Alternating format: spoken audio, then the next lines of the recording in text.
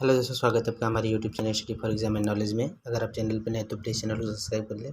आज हम लोग डिस्कस करने वाले हैं एवरेज के बारे में कि एवरेज किस तरह से निकाला जाता है, औसत क्या है।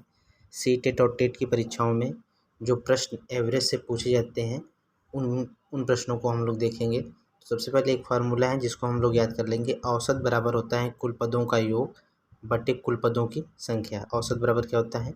कुल पदों का योग बटे कुल पदों की संख्या। अगर कुल पदों का योग आपको ज्ञात करना है, अगर परीक्षा में यह पूछे प्रश्न में कि कुल पदों का योग क्या है, तो औसत बराबर कुल पदों की संख्या, औसत गुणे कुल पदों की संख्या, यह क्या है? कुल पदों का योग बराबर। तो स्टार्ट करते हैं। आज का प्रश्न क्या है? सबसे पहले, जब किसी विशेष संख्या वाली समूह में कोई एक संख्या मिला दी जाए या निकाल दी जाए तो औसत में क्या परिवर्तन होगा, नया औसत क्या होगा, यह देखेंगे हम लोग। जब किसी विशेष संख्या वाली समूह में कोई एक संख्या मिला दी जाए या निकाल दी जाए तो नया औसत क्या होगा। जैसे एक प्रश्न दिया है यहाँ पे, 30 विद्यार्थियों की औसत उम्र 9 वर्ष है। 30 विद्यार्थियों की औसत उम्र कितनी है? 9 वर्ष है। यदि उनके शिक्षक की आयु सम्मिलित कर ली जाए तो औसत उम्र 10 वर्ष हो जाता है। तो शिक्षक की उम्र बताइए, शिक्षक की उम्र वर्षों में बताना है। तो सबसे पहले यह देखेंगे कि 30 विद्यार्थियों की औसत उम्र कितना है? 9 है। तो उन 30 विद्यार्थियों की औसत उम्रों का योग कितना हो जाएगा? 30 विद्यार्थियों के औसत उम्रों का योग हो जाएगा 9 गुणे 30। 9 गुणे 30 यानी 270 वर्ष हो जाएगा 30 विद्यार्थियों के औसत उम्र का योग। अगर 30 विद्यार्थी में एक शिक्षक और मिला दिया जाए यानी 31, संख्या क्या हो जाएगी? 31 हो जाएगी। तो 30 विद्यार्थी प्लस शिक्षक की उम्रों का योग जो होगा वह हो जाएगा 10 दिया हुआ है, 10 वर्ष दिया गया है तो कितनी संख्या है? 30। तो योग क्या होगा? उम्रों का योग जो होगा 10 गुणे 31 यानी 310 वर्ष हो जाएगा।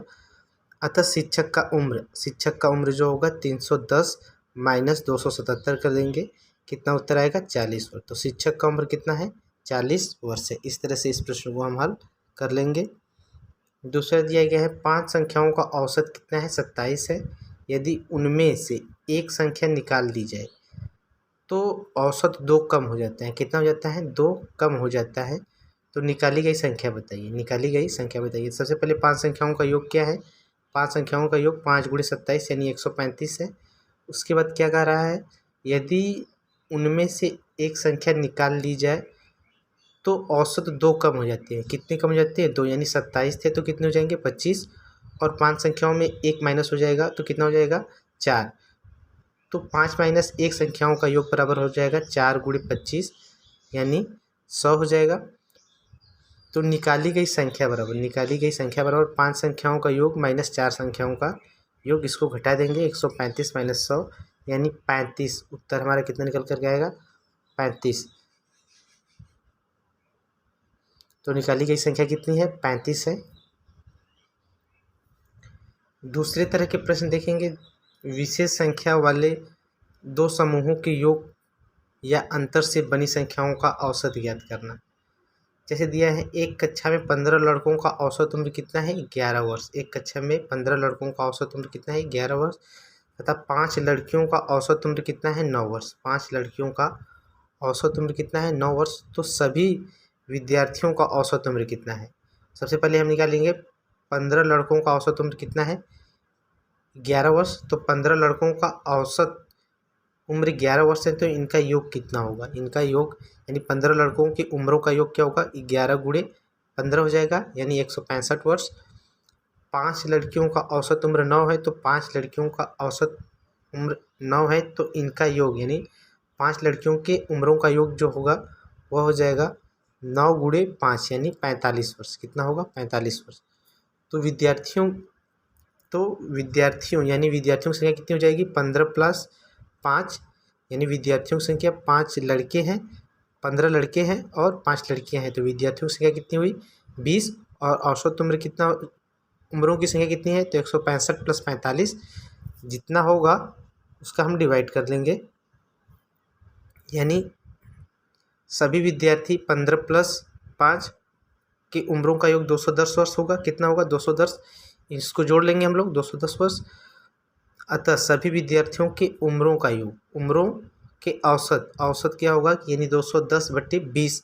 विद्यार्थियों की संख्या कितनी है, 20 है, तो 210 डिवाइडेड बाई 20, 10.5 जो होगा विद्यार्थियों के उम्रों का औसत यह होगा, हमारा निकल करके यह आ जाएगा। इसी तरह से एक दूसरा प्रश्न है, 8 मजदूरों का औसत दैनिक मजदूरी कितनी है, 150 रुपये, तथा इसी समूह में 6 मजदूर जिनकी औसत दैनिक मजदूरी 130 थी, समूह छोड़कर चले गए, तो बचे मजदूरों की औसत दैनिक मजदूरी क्या होगी।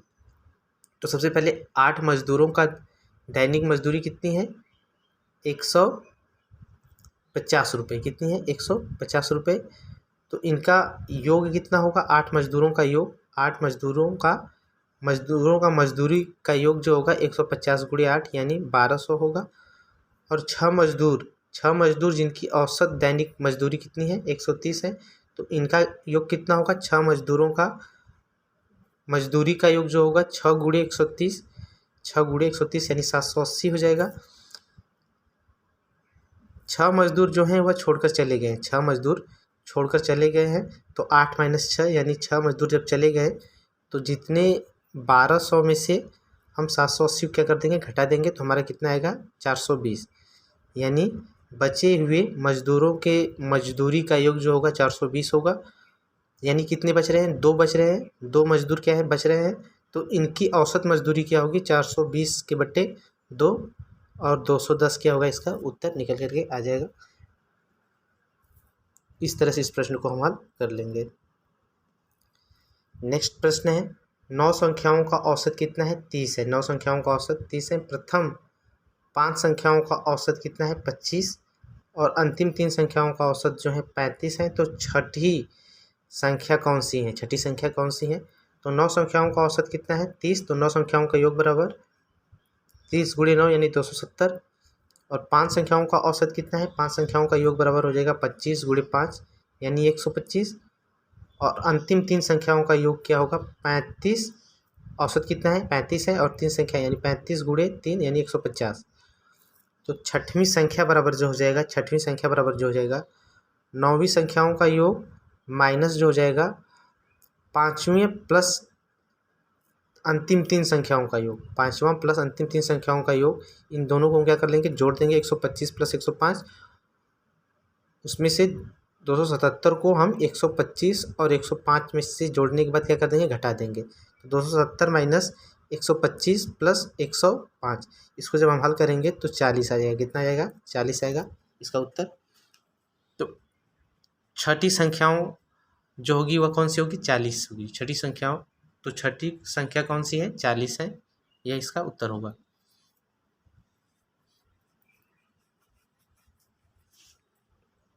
नेक्स्ट प्रश्न है, 13 संख्याओं का औसत 68 है, 13 संख्याओं का औसत कितना है, 68 है, इनमें से 7 संख्याओं का औसत कितना है, 63 है, जबकि 7 अंतिम संख्याओं का औसत कितना है, 70 है, तो 7वीं संख्या बताइए। जस्ट जैसे पिछले प्रश्न हम लोग हल किए हैं वही प्रश्न यहाँ पे, 13 संख्याओं का योग बराबर क्या हो जाएगा, 13 संख्याओं का योग औसत दिया है तो 13 गुणे 68 हो जाएगा, कितना हो जाएगा, 884।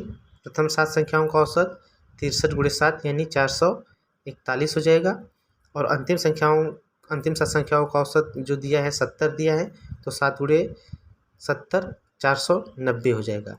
तो 7वीं संख्या बराबर जो होगा 7 + 7 संख्याओं का योग माइनस, यानी इन दोनों को जोड़ेंगे जब तो यह ज़्यादा होगा, तो 7 + 7 संख्याओं का योग माइनस 13 संख्याओं का योग, 7 + 7 संख्याओं को जोड़ लेंगे हम लोग, यानी 441, और 490 को जोड़ेंगे, और उसके बाद उसमें से 884 को घटा देंगे, तो उत्तर कितना आ जाएगा, 47 से उत्तर आ जाएगा। 7वीं संख्या क्या होगी, 47 होगी। नेक्स्ट प्रश्न है, ए, बी तथा सी का औसत उम्र कितना है, 25 वर्ष है। यदि इनके उम्रों का अनुपात कितना है, 4 संबंधित 5 संबंधित 6 है, तो सबसे बड़े व्यक्ति का उम्र बताइए, सबसे बड़े व्यक्ति का उम्र बताना है। ए बी सी का औसत उम्र कितना है, 25 वर्ष। तो ए बी सी के औसत उम्रों का योग क्या हो जाएगा, 25 गुणे 3 यानी 75 वर्ष। माना तीनों की उम्र क्रमशः 4x 5x और 6x है, कितने हैं, 6x है। तो 4x 5x 6x बराबर कितना हो जाएगा, 75 हो जाएगा। इन तीनों को जोड़ लेंगे, 15x बराबर 75 और x बराबर कितना होगा, 5। तो 5 जो है x बराबर है, तो सबसे बड़ी संख्या क्या है, 6x है। और 5 में 6 का हम क्या कर देंगे, गुणा कर देंगे। तो 30 वर्ष क्या हो जाएगा, हमारा उत्तर निकल करके आ जाएगा। यहाँ पे बताया गया है कि 3 संख्याएं दी गई हैं जिनका औसत उम्र कितना है, 25 वर्ष है। तो सबसे पहले उनका योग हम निकालेंगे 75। यदि उनकी उम्रों का औसत दिया गया है 4 संबंधी 5 संबंधी 6 है, तो सबसे बड़े व्यक्ति का उम्र क्या होगा। तो मानेंगे कि उम्र का तीनों संख्याएं जो है क्रम से क्या है, 4x 5x और 6x है।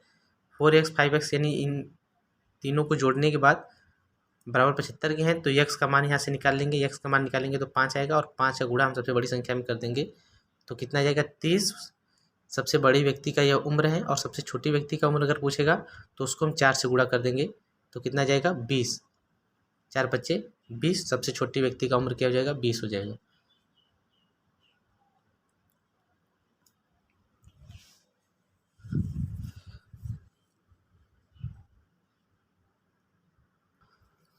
नेक्स्ट प्रश्न है, एक परिवार में 6 पुत्रों का औसत उम्र 8 वर्ष है। इनमें इनके लड़कों तथा इनके माता पिता का औसत उम्र कितना है, 22 वर्ष है। यदि पिता की उम्र माता की उम्र से 8 वर्ष अधिक है तो माता की उम्र बताइए। यहाँ पे माता की उम्र पूछा गया है।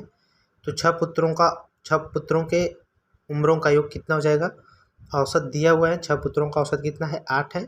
तो योग हो जाएगा 8 गुणे 6 यानी 48 वर्ष हो जाएगा।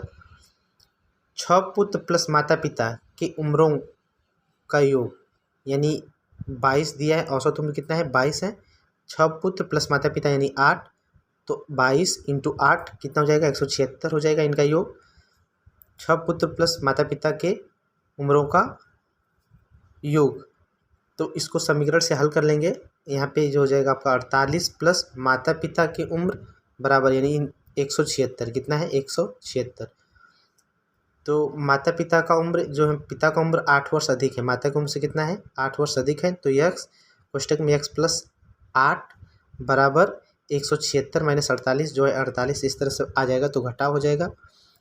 तो 2x बराबर जो हो जाएगा 120, तो x बराबर कितना आ जाएगा, x बराबर 60 आ जाएगा। तो माता की उम्र कितना होगा, 60 वर्ष। माता की उम्र क्या हो जाएगा, 60 वर्ष निकल करके आ जाएगा।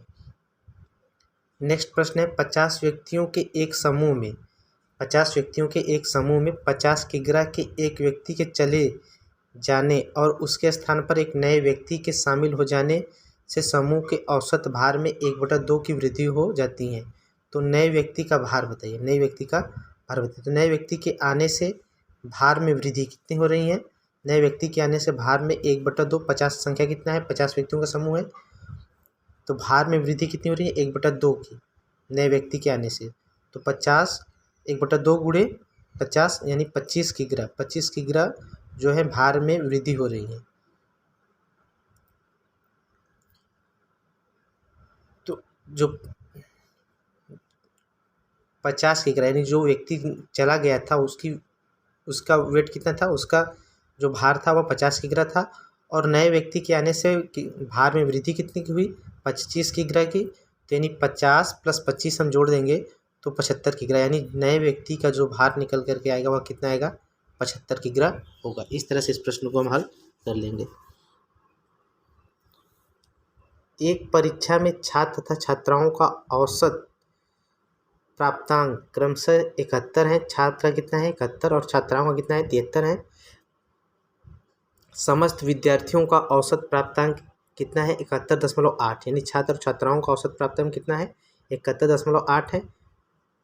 छात्र तथा छात्राओं का अनुपात बताइए, कितने के अनुपात में छात्र और छात्राएं हैं। तो इसके लिए एक ट्रिक मेथड अपनाएंगे हम लोग।